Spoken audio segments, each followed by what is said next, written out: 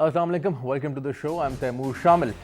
The Taliban delegation was visiting Pakistan, and they were on their visit to meet the Pakistani Foreign Minister Shah Mahmood Qureshi. And Foreign Minister was also accompanied by DGISI and Foreign Secretary. This was a high-level delegation by the Taliban from the Qatar office, and these members of the Taliban were here to discuss about the prospects for peace and stability in Afghanistan. And both countries talked about how they can move forward with the intra-Afghan peace process, and Taliban also appreciated Pakistan's stance and support for the intra-Afghan peace talks. Foreign Minister Shah Mahmood Qureshi talked about the intra-Afghan peace talks, and there's something very important that he hinted at. Rather, he explained that the spoilers can be playing a negative role, and they would want to sabotage the intra-Afghan peace talks. And we know that this point and this time is very crucial when it comes to Afghanistan's intra-Afghan talks. The future is kind of uncertain in a way that there are internal divisions within the Afghan political setup. Although President Ghani has accepted the Loya Jirga's approval to release the Taliban prisoners, but at the same time in different talks he has hinted that he is probably still not comfortable with the idea of releasing the Taliban. There's another twist. Some of the countries, European countries, France and Australia, they have put some reservations on the release of the Taliban. Stanikzai, who is one of the chief negotiators from the Taliban side, has said that they won't start the intra-Afghan talks unless there is even one Taliban prisoner captive with the Afghan government. So things are tricky in Afghanistan. The violence continues in Afghanistan, but the issue is that all the countries in the region, Afghanistan, the people of Afghanistan, Taliban, they all want peace and stability in Afghanistan, and there is hope that we can move on and forward from this point. But the spoilers, as I said earlier, they are there to play their role to sabotage the prospects for peace and stability. We have a report on this recent visit on the Pakistan-Afghanistan relations, and after this report, we are going to have our discussion with our special guest in the studios. We'll see the report. A Taliban political commission delegation headed by Mullah Abdul Ghani Baradar visited Pakistan. The talks at the Foreign Office were largely focused on recent developments in the Afghan peace process and convening of intra-Afghan talks. Welcoming the delegation, Foreign Minister Shah Mahmood Qureshi underscored Prime Minister Imran Khan's consistent stance that there was no military solution to the conflict in Afghanistan and that a political settlement was the only way forward.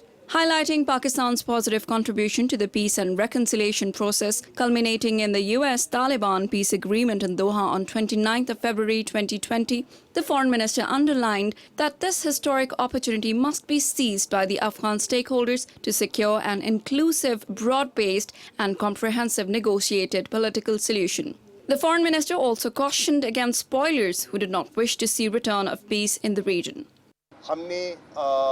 जो आपस में तबादला ख्याल किया उससे मैं पुरुमीद हूँ कि इंशाअल्लाह मुस्तक़बिल करीब में मुश्किलात के बावजूद और इसमें कोई शक नहीं कि स्पॉयलर्स मौजूद हैं उसके बावजूद मैं पुरुमीद हूँ कि रास्ता निकल सकता है. He urged the international community to enhance its engagement for reconstruction and economic development of Afghanistan. Mullah Abdul Ghani Baradar thanked the Foreign Minister for the invitation and affirmed support for efforts for peace, security and development in Afghanistan. The delegation also thanked the government and people of Pakistan for their consistent support to the people of Afghanistan, including for graciously hosting Afghan refugees for over 4 decades. Right, that was the report. We are joined by Air Vice Marshal Tahir Ikramullah Bhatti, a renowned analyst on Pakistan's national security and its relations with the neighboring countries. Welcome to the show, AVM Bhatti. We are joined by Mr. Rauf Hassan, renowned senior strategic analyst and director of Regional Peace Institute, an independent think tank based in Islamabad. So, welcome to the show. Pleasure. Thank you. And we'll be joined by Dr. Sarwat Rauf, foreign affairs expert on Skype in a while. I also welcome Dr. Sarwat. AVM Bhatti, starting with this recent development, Taliban were visiting Islamabad, and interestingly, this was their second visit in last 10 months. So they're already acting like an organization, rather state, representatives visiting different countries, and that's what they have said, that it's about kind of working on goodwill with the neighbors and with the region. How do you see this development? Well, you see, besides this, that they are continuing their visits to Pakistan, which besides other things reiterates or reconfirms the role or the importance of Pakistan in the peace process that is going on, and it's inching forward because the progress has not been made as envisaged in the agreement that was signed on 29th February, as we saw in the report.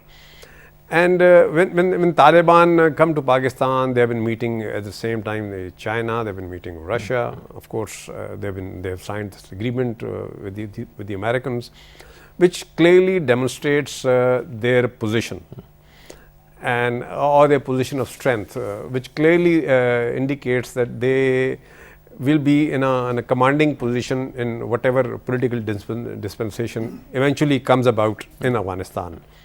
Though they have openly stated that they do not like to monopolize on power, and they are prepared to share, but the fact remains that the way they are going about reaching this agreement or seeing its implementation, which clearly indicates, as you just said, that they are quite aware and conscious of the position that they have acquired. And they look forward to that role of a major or a dominant role in the next setup that does come about in Afghanistan. And of course, when we talk of spoilers and when we talk of very little traction and not much progress having been made, at least as per the time scale and the actual negotiation or the dialogue between Taliban and the government in Kabul has not happened yet. And as we also know that the major obstacle in this was the release of all the Taliban prisoners. Right. And that was part of the agreement. And in a manner, we can say that the Americans are guarantors of this implementation, because when they signed this, they are supposed to ensure that it happens and all its conditionalities are met. On their part, of course, Taliban have released the prisoners, and it's now the Kabul government which is supposed to release the remaining 320 odd prisoners. And almost there are, I think, still 20 commandos and people that are in the Taliban captivity that the Kabul government is demanding. But Sir Hassan, how do you see this situation and the situation for Professor Ghani, his situation, President Ghani, his political future in this time? How do you see it? Well, let's begin by trying to see who are the stakeholders in this process, which is ongoing. There is the US with its allies.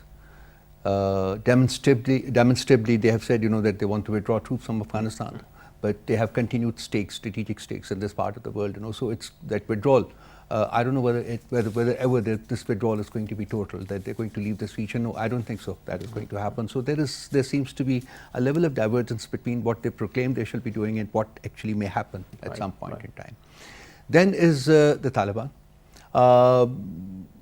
Quite obviously, they want a commencement of the intra-Afghan dialogue, because commencement of intra-Afghan dialogue is the means to their becoming a shareholder into power. So there's no ambiguity so far as they are concerned, basically. Then, of course, is the regime of Kabul. The commencement of an intra-Afghan dialogue is the course to the exit of President Ghani as the president of Afghanistan. You see, this is very important. We'd like to discuss it further.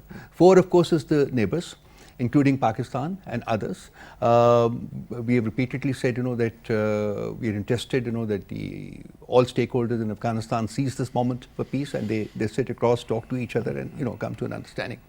And then, of course, the role of some regional powers, or maybe 1 or 2 regional powers, which are generally referred to as the spoilers, who are not happy with what has taken place so far, and they possibly would want that it does not go any further. But the real issue, the real tussle, the real conflict is within Afghanistan. This is between Taliban on the one side and President Ghani and other stakeholders. You know, quite a few of them are with him, but some of them are not. We can also discuss that in detail.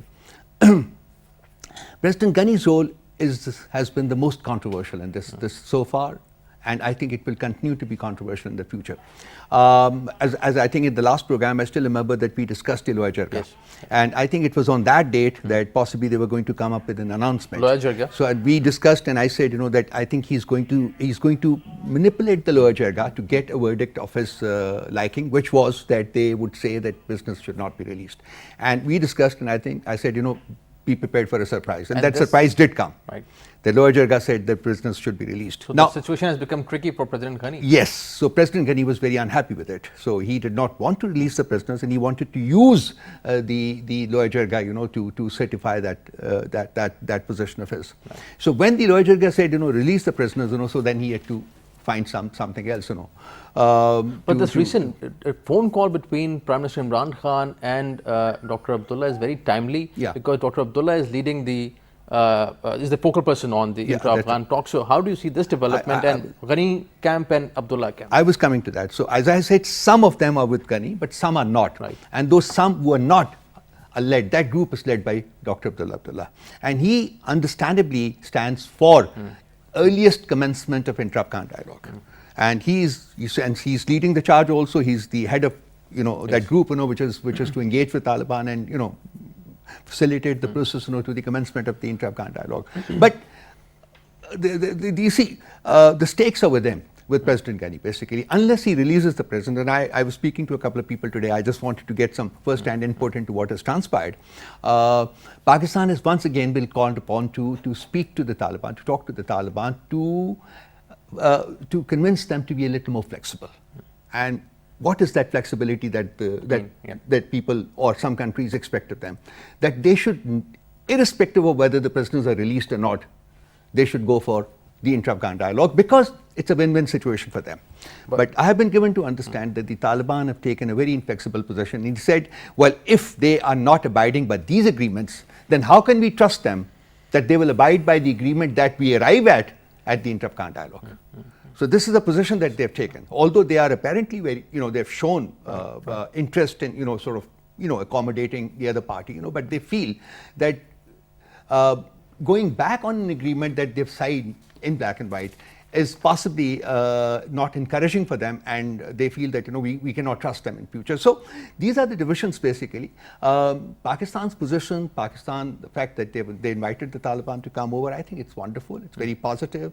It shows Pakistan's interest in peace. It shows it's a reiteration of Pakistan's interest in peace, and it's also a reiteration of the fact, you know, that we're close to the Taliban. I think they have our confidence, and we have their confidence, and I think, you know, Pakistan can continue to play a role of a facilitator. And they would want, of course, the Taliban, all the stakeholders in Afghanistan, they would want regional support for the intra-Afghan political. And the spoiler part is that, you know, there is other. If you allow me, I'm going to ask this question to Dr. Sarwat, exactly this same point, and we're going to discuss about the spoilers. Dr. Sarwat, how do you see this point of spoilers that former Mr. Shah Mahmood Qureshi raised up?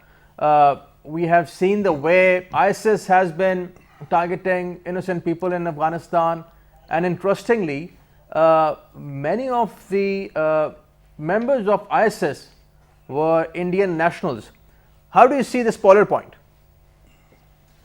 Well, thank you.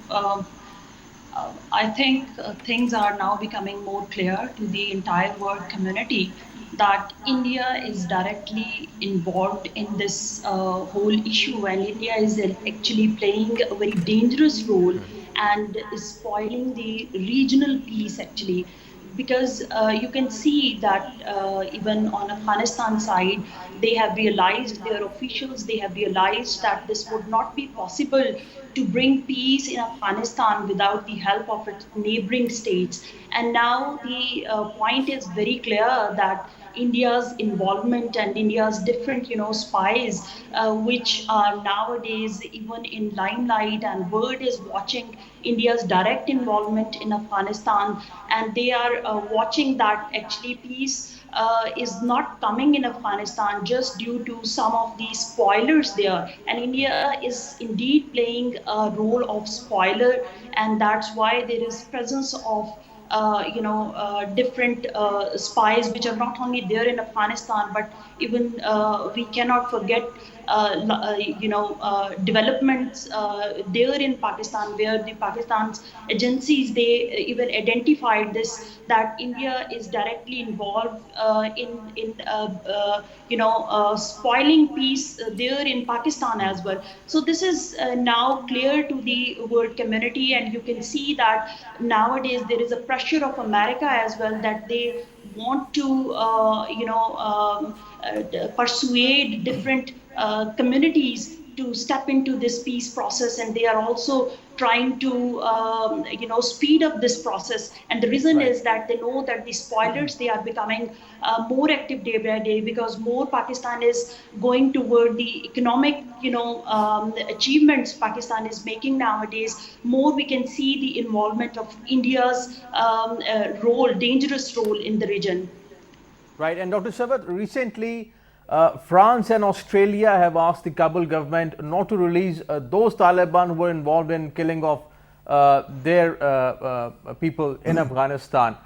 Do you think that this statement from France or Australia is about assuaging their domestic politics, or is it about actually having an impact on the intra-Afghan talks?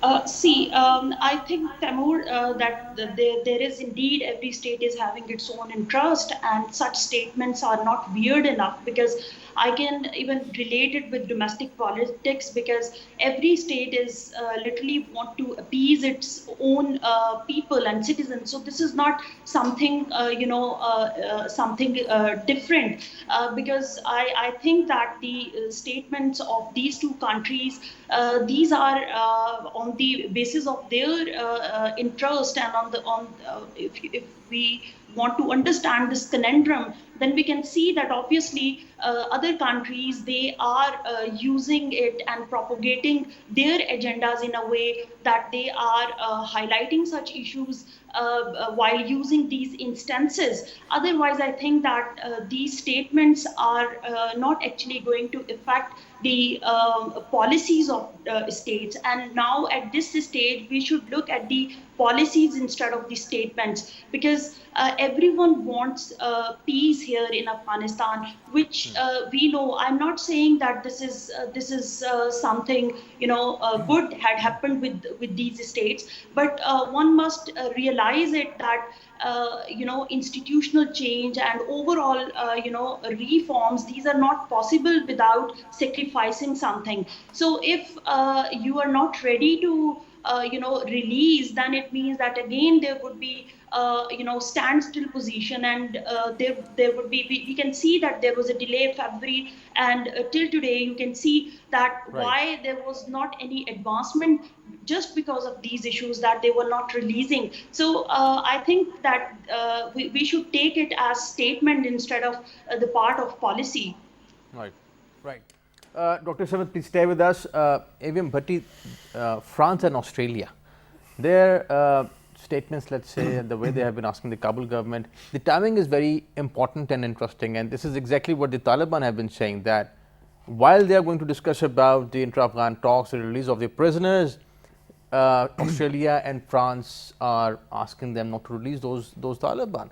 If the people of Afghanistan can ask the Loya Jirga, or the Loya Jirga can give the approval, why not other countries?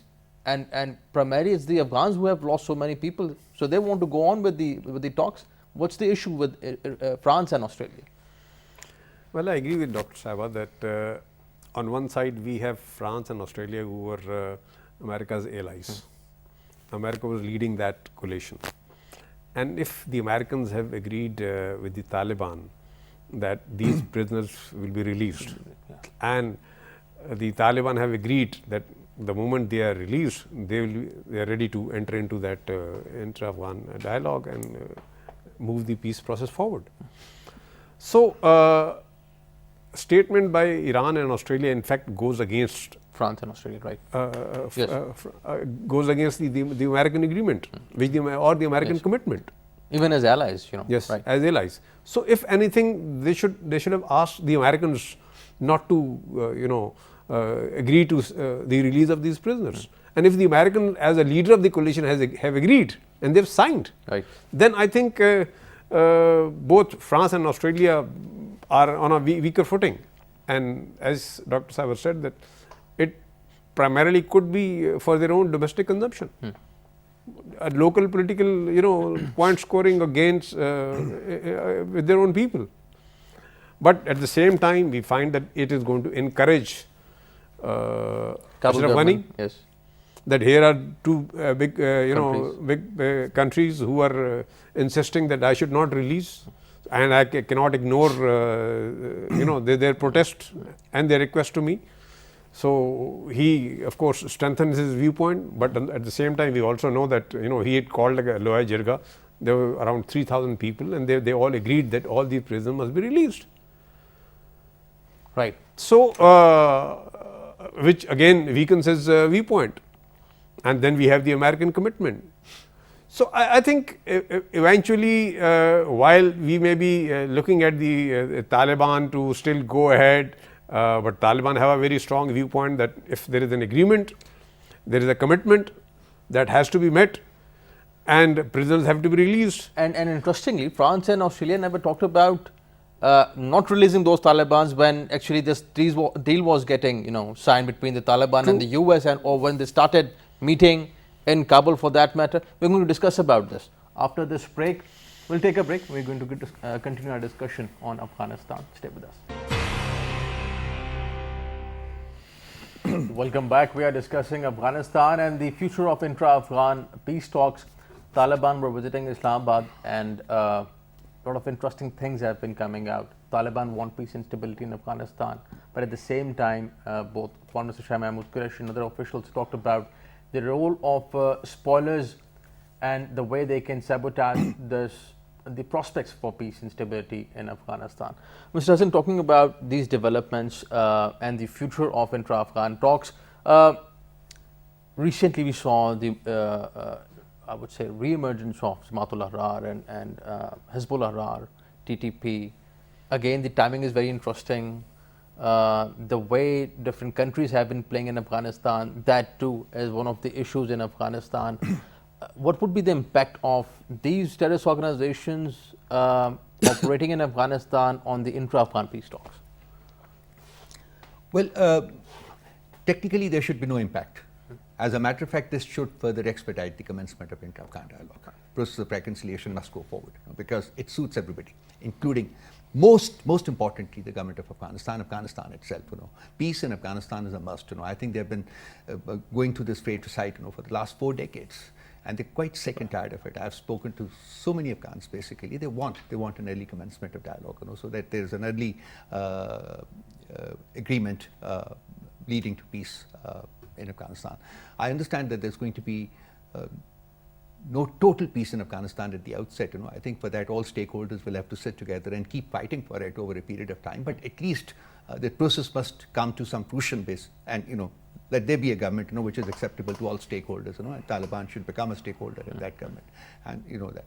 But as I said, I started this discussion with listing out the stakeholders, and if you go back 20-25 years, there was a coalition known as the Northern Alliance, basically. Well, technically, that Northern Alliance is today ruling Afghanistan, right? Technically, and that is why President Ghani is so afraid of it, because he remembers the past, he remembers the history, and he understands that a peace deal is not going to be advantageous to his continuation as president of Afghanistan, and that is at the core of this delay. A couple of other things before I come to this. I think the two countries that you're talking about, they're not objecting to the release of all prisoners which are still in the custody of the government of Afghanistan. They are only objecting to the release of some of them. So it will be quite appropriate for President Ghani to demonstrate his commitment to the peace process or to the commencement of the peace dialogue. He releases the rest of them or holds back 5 or 6 of them, against whom or about whom these two countries have expressed reservations. But right. He's using this excuse to hold on to all of them. And this is, in fact, what has been discussed at the parleys also. Number one, and number two, the second important point is that when he convened the Loya Jirga, he basically thought that Loya Jirga would not be coming out openly in favor of release of the prisoners. When Loya Jirga said that we should release the prisoners, he had really nothing to fall back on. So he signed the T's, but he still did not want to release it. So he delayed it further. Otherwise, these prisoners should have been released about 3-4 weeks ago. And some people but they were not. And it's very interesting. Some people think that since President Ghani too is supported by a faction, political faction, small faction rather, which would never want Kabul to release those Taliban, just to assuage their demand, President Ghani went for the Loya Jirga, because he knew that the Loya Jirga would give a green signal to the release of the Taliban. So he didn't want to take the responsibility and to show that faction that it's not me, it's the Loya Jirga which wants the release of the Taliban. Well, if that were the case, then he should have released the prisoners without any delay. But he's still sitting on them. Why? Because the objections is only to a few of them, not all of them. Right. So he's still sitting on them. So basically, my contention is that he wanted to make use of the Loya Jirga to get a negative vote, which he did not. So, he was shocked kind of thing. So now, let's come to the spoilers. Pakistan is on board. Is one of the initiators of this peace process, the major facilitator. America has expressed it multiple times. As a matter of fact, they are exerting a lot of pressure now. They have cut off aid by $1 billion. They are threatening to cut off aid by another $1 billion next year. So, on the face of it, basically, they're all for it, and they're urging President Ghani to move forward with it. Right. China is on board, has been a major player, in this peace process. Iran is now on board, has been very closely engaged with Taliban. Russia has been very closely engaged with Taliban. The Central Asian countries have been very closely engaged with Taliban. So that leaves out India. India is the loser in Afghanistan. And this is the reason why they are playing a role which is to the detriment of the commencement of inter-Afghan dialogue. And they're doing this not just on their own, but they're using terrorist players in Afghanistan, which is the ISIS people and the other two groups that you mentioned, who are now merged in the ISIS camp. Right. So they're being funded, they're being supported by India. So this is the game plan in Afghanistan at this moment in time. So if President Ghani, so I come to my core point that I would like to make, that if President Ghani delays it further, then the prospect of peace may actually disappear for some time, because there's going to be a horrible sort of outbreak of fratricide in Afghanistan yet again, which does not work to the advantage of anybody. I mean, who wants further destruction of Afghanistan? Absolutely. So probably this is that critical moment for President Ghani to take a pick between his person and the state of Afghanistan. And I have been saying this repeatedly and writing repeatedly on this, that I think it is Ghani's person which stands in the way of peace in Afghanistan at this moment in time more than any other threat. So it is, I think he must introspect, and he must say that, all right, I have ruled this country for 6 years, and all right, let's pave the way to peace. This is very interesting. This is critical. I'll put this question to Dr. Sarwat. Dr. Sarwat, this point is very important, that probably President Ghani and a small faction in Kabul would want to delay the intra-Afghan peace talks, because this would benefit them. But at the same time, looking at Trump administration's approach toward Afghanistan, they want to expedite the process. Zalmay Khalilzad, the American envoy, has been visiting the region of Afghanistan very often, and they're adamant that the peace talks should start as soon as possible. How do you see Trump administration's approach towards Afghanistan and the way they want to expedite the process? Is it in clash with the Ghani administration? Actually, it's a conundrum, and it is very difficult to explain in a black and white, way, because we know that there are stakes of different states, and indeed, America is a big stakeholder over there. But we cannot ignore the coming elections in America, because I can use this lens that why America is now is now trying to solve this issue with full speed. Why? Because we can see that the elections are very near in America. And President Trump, because he promised with his nation that he would be withdrawing the forces from Afghanistan. And I am using this lens that now it is another, domestic card which now America is using, that he wants to, I'm talking about President Trump, appease his own nation, that he is fulfilling all the pledges and the promises which he made with his own people. So this is one way to look at this issue. Second thing is that why now America is taking this issue more seriously, because we know CPAC, which is on its way, and we know that soon it will be working, and different countries, they are already signing different agreements, and Pakistan is nowadays in limelight. And we can see that these changed policies are also affecting on America's policies toward Afghanistan, because now they know that this is the right time to use this platform. I mean, like Pakistan, because Pakistan can play a favorable role for America. Otherwise, it would be too late. And this is the right time, because we know that the hay time for America, because they know that after some time with this CPAC, the tier 3, after the completion of that, we know that it would be too difficult to persuade the other stakeholders. And you can also take it with another, you can use another lens, that is about Russia. We know that Russia's different organizations, security organizations, particularly this Collective Security Treaty Organization, is taking Afghanistan as an observer state. Similarly, Shanghai Cooperation Organization is now having its direct, its focus is more on Afghanistan peace. Right. So we can see that all these organizations, Russia, China, everyone is taking interest, and now the time is that who would be taking lead in this peace process. And that's why we can say that this is another reason to say that America is now speeding up this, it's trying to speed up this process. So these are three different points. There are so many other reasons which we can take, that why America is now utilizing this time. And the most important thing is, this COVID, because here I can take it again, another important point, Right. because in this time period, in this COVID time period, we can see that different countries are now accelerating their pending projects. So to me, these are different explanations. Yes, please.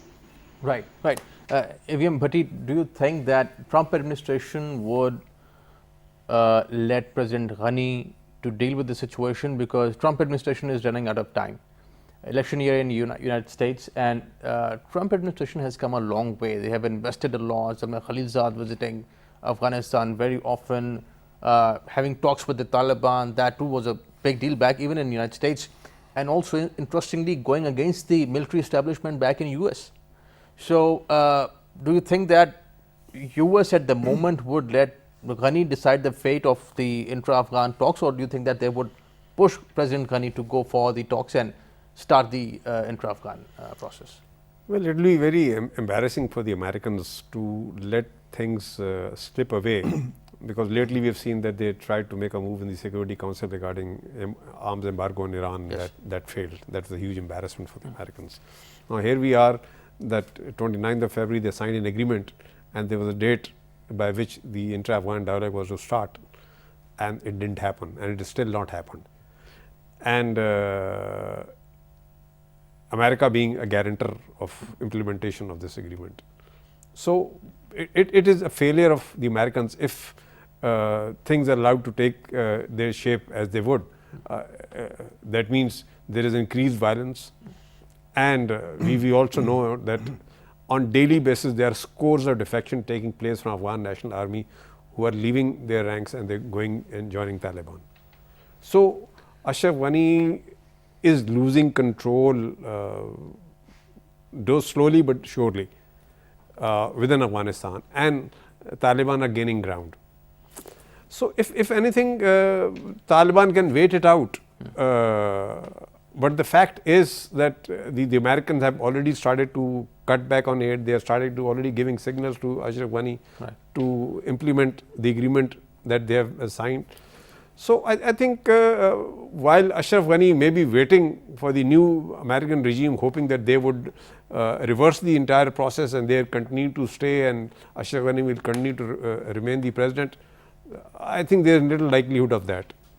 But he's hoping against hope. And Mr. Hassan, do you think that, as we know, President Trump is pretty straightforward? Do you think that he would run out of patience with the Afghan government, with President Ghani for that matter? Because they have been putting in a lot of effort in Afghanistan. And by the way, Ghani administration knows that they are supported by the US. They continue because they are supported by the US. If you go through the tweets, the recent tweets of Ambassador Khalilzad, you would understand that they're running out of patience, or at least they are demonstrating that they're running out of patience, because there may still be a kind of diversity between what they're stating, and what they actually want to happen. Yes, they've run out of patience, or they're running out of patience. That would be more correct to say. But what are the options that America has? They're not going to forcibly remove the regime in Kabul. Obviously, they're not going to do it. Too late now. So it's too late. And that possibly was never an option, because they are the creators of that regime. They are the creators of this kind of democracy, which is currently functioning in Afghanistan, whatever you may like to refer to it. Because if less than 10% people of a country participate in elections, which too in a dubious manner, you can't call them legitimate. And that is why President Ghani is there, as a consequence of that very dubious election that was that was conducted in Afghanistan. So his own legitimacy for the last 5 years, hung on a ruling of the Supreme Court. And now it basically, virtually nobody accepts it. And that is why he was forced, President Ghani was forced to pass on these extra powers, this extra position to Dr. Abdullah to lead the charge, for commencement of inter-Afghan dialogue. And this is where the division has come about in Afghanistan. So I feel that even if President Ghani does not abide by the American instructions, regarding commencement of inter-Afghan dialogue, release of prisoners leading to commencement of inter-Afghan dialogue, I think there's little option that the Americans have. The use of force is not an option. So then President Ghani will succeed in delaying a decision to the holding of elections in America, and hoping that President Biden, if he wins the election, he comes in and changes America's stance regarding Afghanistan. That's a possibility. That's a possibility, but a very distant possibility. I don't think that is going to happen, no matter who comes, basically. And I don't believe in this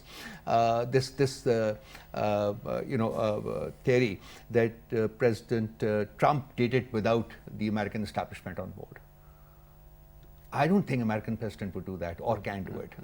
No matter, depending on how you want to look at it, basically. Right. So for me, the American establishment was on board. Maybe some people within the establishment, there's always a division. General James Mattis. Right. Yeah. See, there may be division within the establishment. By and large, American establishment was on board with President Trump in taking this decision, because this war had gone on for 19 and a half years now. And doesn't make any sense. It was not leading to any success for the Americans, basically. So they were left with no option but to negotiate. So I think President Ghani will again is again mistaken, that induction of President Biden as President of America will lead to a radical change in American policy vis-a-vis Afghanistan. So I think wisdom should prevail, and I think he should come to the table and commence the dialogue with release the prisoners, and maybe hold on to 5 or 6 people. I think the Taliban would agree to just 5 or 6 people, who these two countries, have said should not be released. He should go on and release the rest of them, and commence the dialogue with the Taliban. But as I said, is the path to his ouster as president of Afghanistan. So I feel, my personal understanding of President Ghani is that I think I would put my stakes against the commencement of dialogue, at least till the 3rd of November. Right. Gentlemen, thank you for joining us. AVM Bhatti, thank you for your time. Thank you for joining us. Mr. Hassan, pleasure having on the show. Thank you for joining us. Always a pleasure. Thank you. Dr. Sarwar, thank you for joining us. Thank you for your time. That's all from today's show. See you next time. Khuda Hafiz.